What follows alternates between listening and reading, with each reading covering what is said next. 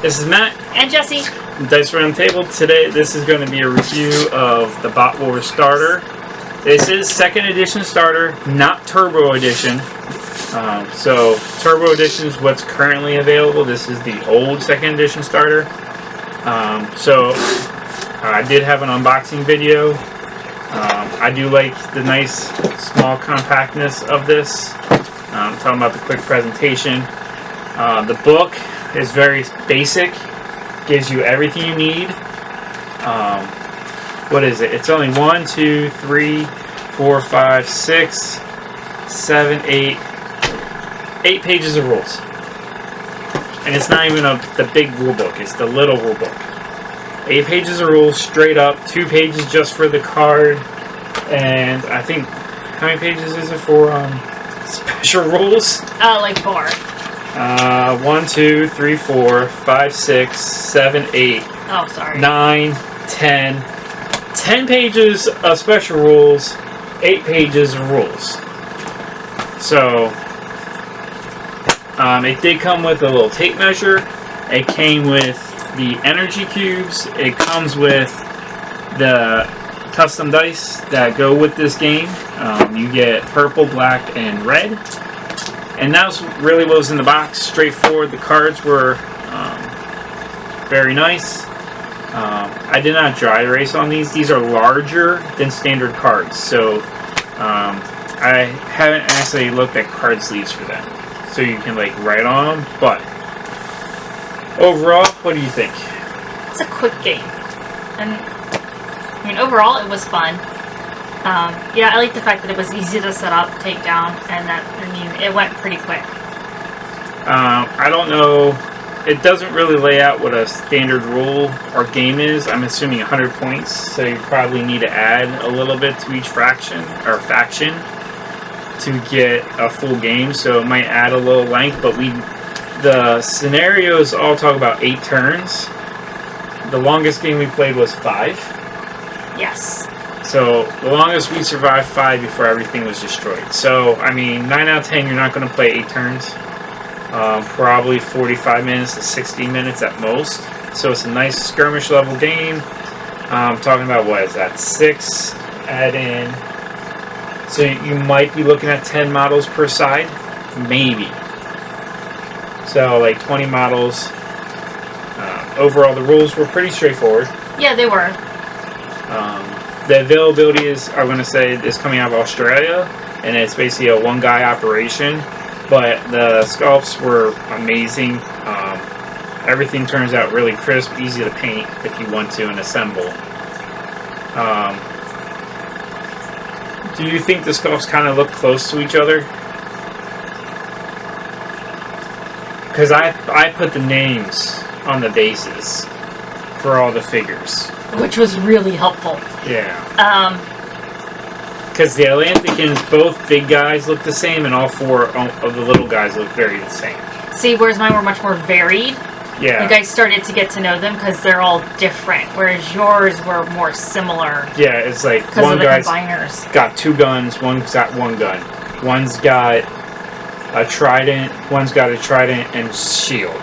Like, yeah. It's very minor differences. So when you're first starting, you might have to figure that out. Overall, how would you rate this compared to others? We've done Stargrave, we've done Frostgrave, we've done some other skirmish games. I like this better than Frostgrave and Stargrave because of the straightforwardness of it. Okay, yeah, very straight, easy rulebook. The rules are dirt simple. Very simple, abstract. If you watch our playthroughs, definitely suggest doing less terrain. Yeah. Keep terrain down. Where Frostgrave, Stargrave, if you play those heavy terrain, this one is not heavy terrain. We have not done the city one, which has the buildings. Yes. The buildings, again, you're probably talking about 15 millimeter-ish. So if you have some, what's the monster game? Which one? No, Privateer Press 1, the Monster Apocalypse. If you have buildings for Monster Apocalypse, that could probably easily go in here. I could see that, yeah. You could use those for terrain if you by chance have trying to remember what the other game was. It's Hawk. It was. And I can't think of it at the moment, but it was a futuristic one where Dropship Commander. If you have Dropship Commander, that came with paper mats and cardboard buildings that would fit this perfectly. Trader Galaxy, who makes this, does sell some mats and cardboard terrain kits for you to play. So that's the person who's running it is doing a fantastic job supporting it. The only downside is you have to find what you want, get it, because there is this constant cycle of stuff going in and out and not being available. But he runs some great promotions and specials, and I think the bundle armies are fantastic for the price. It's like $150, and you're talking about like you can get like everything for a faction, and you're done. So really encourages multiple factions and so forth. So, any other thoughts?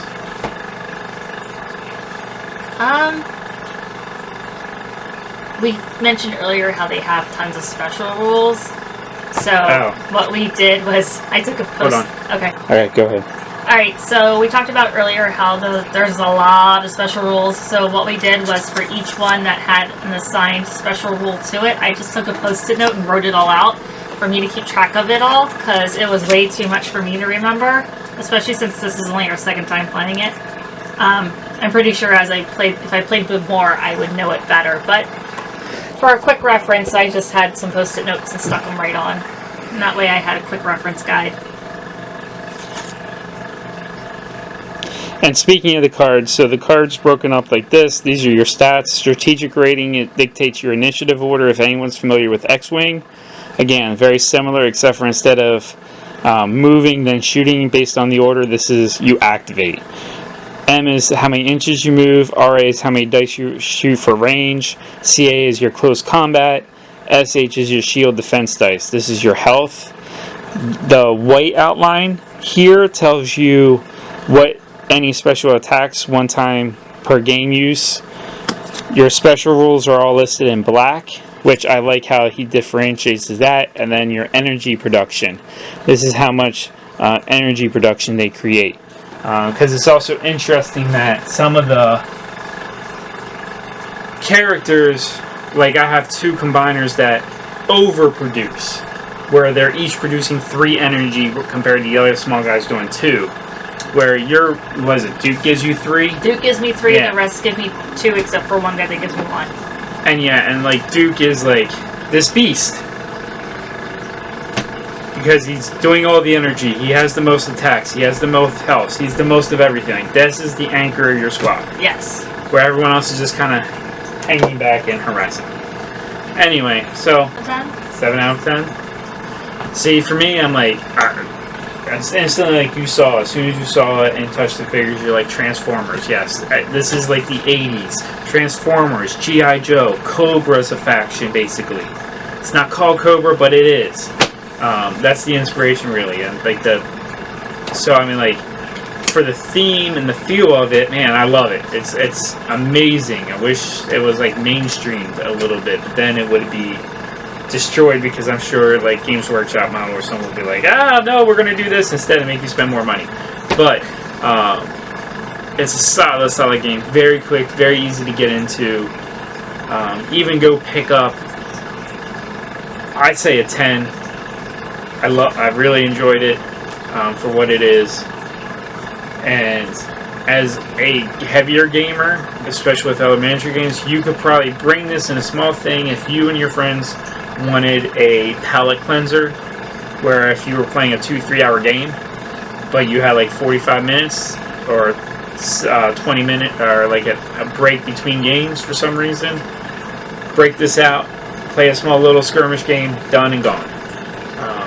So that way you can get like 2 games into that evening instead of that trying like, we got this one mega game in, and man, we got like another hour before we gotta go home. What do we do?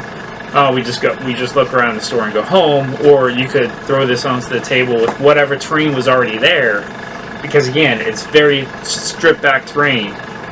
You just throw it on the table. Who cares about the scale? It does its purpose, and just go with it. So overall, I mean, definitely if you're into skirmish games, please go check this out. It's well worth it. And thanks for watching.